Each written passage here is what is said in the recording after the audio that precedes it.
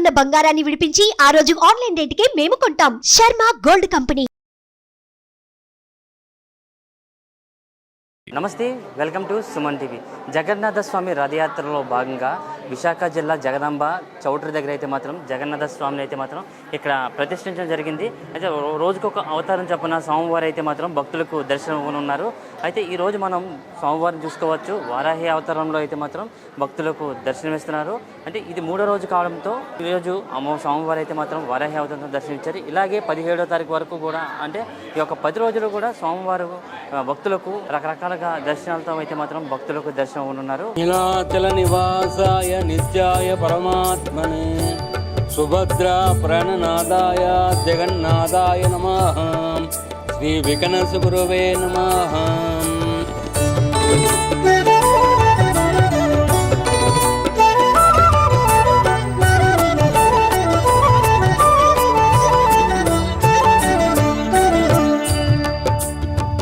అతి ప్రాచీనమైన ఆలయము శ్రీ జగన్నాథ స్వామి ఆలయం. మనతో మాట్లాడడానికి పంతులు గారు కూడా మనతో ఉన్నారు. ఆయనతో మాట్లాడారు. సార్ చెప్పండి సార్, అసలు జగన్నాథ స్వామి రథయాత్ర అంటారు, అవన్నీ పూజలు ఎలా చేస్తారు, ఇది ఎలా మొదలైంది అంటే ఏం చెప్తారు సార్ అసలు? శ్రీ గురుభ్యో నమః. నీలాచల నివాసాయ నిత్యాయ పరమాత్మనే సుభద్రా ప్రాణనాదాయ జగన్నాథాయ నమః.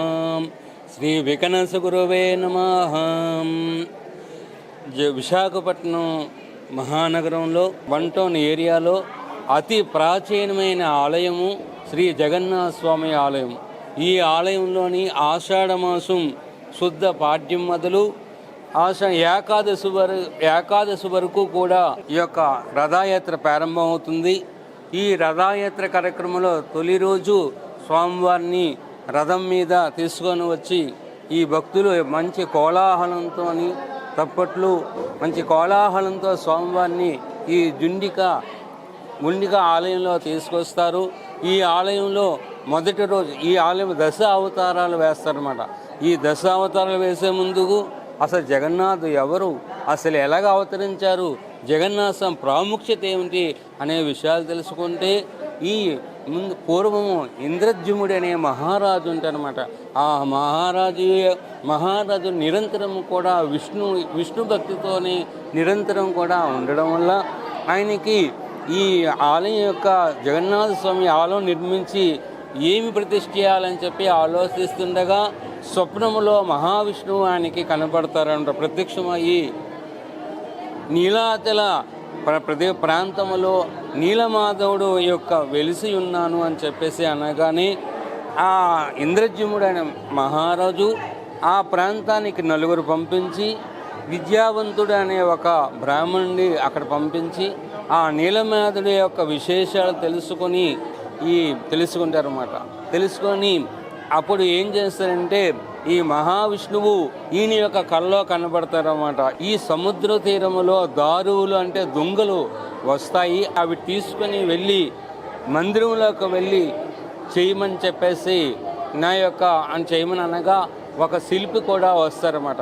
ఆ శిల్పి ఇంద్రజీవుడు మహారాజుతో చెప్తారన్నమాట, నాకు 21 రోజులు చెక్కనందుకి ఈ యొక్క అవకాశం కల్పించాలి, దానికి కావలసిన తిండి సామాన్లు ద్రవ్యాలన్నీ కూడా సమకూర్చుకుంటారన్నమాట. అలాగా 21 రోజుల నిమిత్తంగాను ఈ ఇంద్రజిముడు మహారాజు ఈ తలుపులు వేసి ఈ యొక్క కొన్ని రోజులు పోగానే, ఒక వారం రోజులు కొన్ని రోజులకి పోగానే ఇంద్రజిముడి యొక్క రాణిగారు ఆ బ్రాహ్మణ శిల్పి యొక్క ఎలాంటి విశేష చప్పుడు కానీ శిల్పి చెక్కుతున్నట్టే కానీ శబ్దాలు కూడా రావటం లేదు, అసలు ఆ శిల్పి ఉన్నాడా లేడా అని చెప్పేసి ఆవిడ విచారంగాను ఇంద్రజిముడి మహారాజుని గారితో చెప్తారన్నమాట.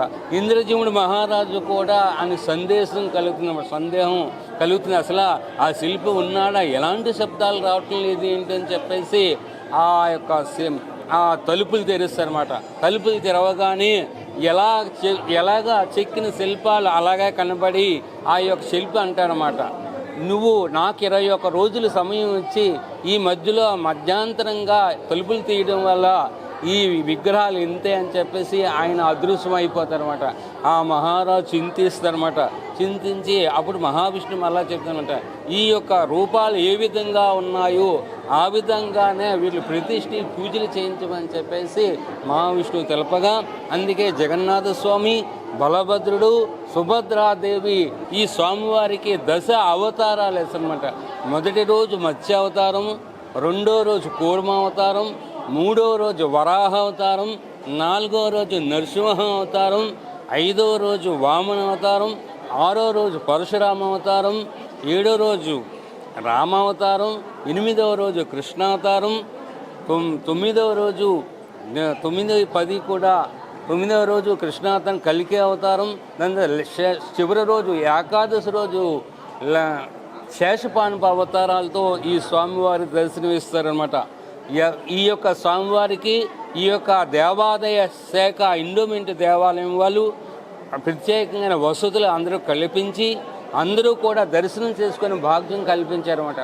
దానికి స్వామివారికి నివేదన చేసిన పులిహార, చక్కెర పొంగలి, దద్దోజనం ఇలాంటి ఎలాగైతే పూరిలో నివేదన చేస్తారో అలాగే మన ఎండోమెంట్ దేవాలయం వాళ్ళు కూడా, దేవస్థానం వాళ్ళు కూడా పులిహార, లడ్డు ఈ యొక్క ప్రసాదాలన్నీ కూడా వినియోగిస్తున్నారన్నమాట.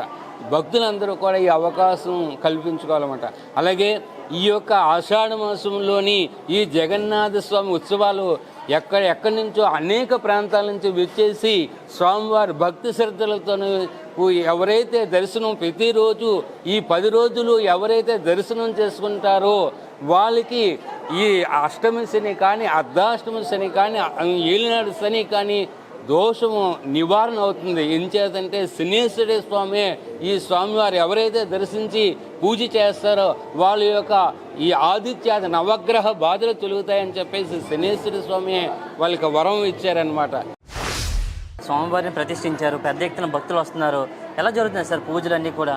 ఈ పూజలన్నీ కూడా ఏ విధంగా అయితే పూరిలోని సాంప్రదాయ ప్రకారంగా జరుగుతున్నాయో ఆ విధంగా ప్రాతకాలం ఉదయం 4:30-5 సమయంలో స్వామివారికి నిత్యార్చన చదివి ఇచ్చిన గోత్రనామాలతోని ఈ భక్తులు ఇచ్చిన గోత్రనామాలు చదివి స్వామివారికి ధూప దీప నైవేద్యాలతోని స్వామివారు పూజ చేస్తారన్నమాట. తదనంతరము భక్తులందరికీ కూడా దర్శన భాగ్యం ఇచ్చి ఈ అష్టోత్తనామాలు, సహస్రనామాలు స్వామివారికి ఈ వచ్చిన భక్తులందరికీ కూడా వాళ్ళకి ఎలాంటి ఇబ్బందులు లేకుండా ఈ పూజా కార్యక్రమం నిర్వర్తిస్తున్నారు. చూసుకుంటే స్వామివారు ఉంటారు, తర్వాత మళ్ళీ ఊరేగింపుతో స్వామివారు మళ్ళీ వెళ్తారా సార్, లేకపోతే ఒక్క ఊరేగింపు జరగడం అవుతుందండి? ఈ ఏకాదశి రోజు తొలి ఏకాదశి అంటారన్నమాట. మనకి ఆ రోజు నుంచి దక్షిణాయనం ప్రారంభం అవుతుందన్నమాట. ఆ దక్షిణాయనం తొలి ఏకాదశి రోజు నుంచి చాతుర్మాస దీక్ష కూడా ఆ రోజు నుంచే చేస్తారనమాట.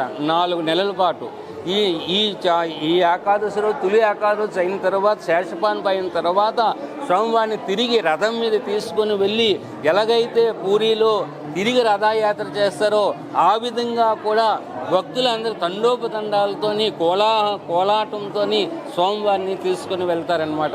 మళ్ళీ యథాస్థానం తీసుకువెళ్ళి అక్కడ ఈ ఆలయంలో ప్రత్యేకత ఏంటంటే తీసుకుని వెళ్ళిన తర్వాత లక్ష్మీ సంవాదం అనే కార్యక్రమం కూడా జరుగుతుందన్నమాట. రేపు నరసింహావతారంలో శీల విరుపు అనే కార్యక్రమం కూడా జరుగుతుందన్నమాట. ఎలాగైతే ఈ పూరి క్షేత్రంలో ఎలా చేస్తారో ఈ విశాఖపట్నంలో ఉన్న ఈ జగన్నాథ స్వామి ఆలయంలో కూడా ఆ విధంగానే ఎంతో భక్తితోని శ్రద్ధలతోని అందరూ కూడా ఈ పూజలు చేస్తున్నారు. ఎందుకు సార్ అసలు ఊరేగింపు చేస్తారు, దేనికి చేస్తారండి? ఈ స్వామివారికి ప్రత్యేకత ఏంటంటే ఆషాఢ మాస శుద్ధ ఏకాదశి స్వామివారి యొక్క నేత్రోత్సవము పూర్ణావతి కార్యక్రమాలు తీసుకొని రథం మీద తీసుకొని వస్తారన్నమాట.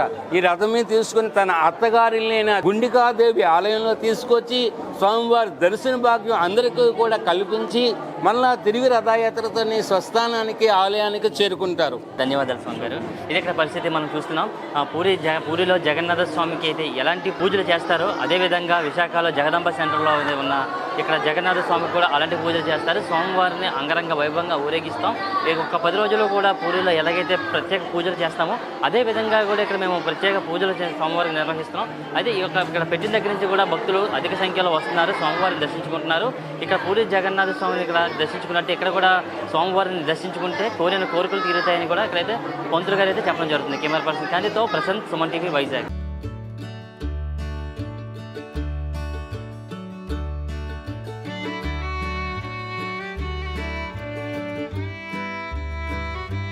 సుమన్ టీవీలో మీ పర్సనల్ అండ్ బిజినెస్ ప్రమోషన్స్ కోసం కింది నెంబర్కి కాంటాక్ట్ చేయండి.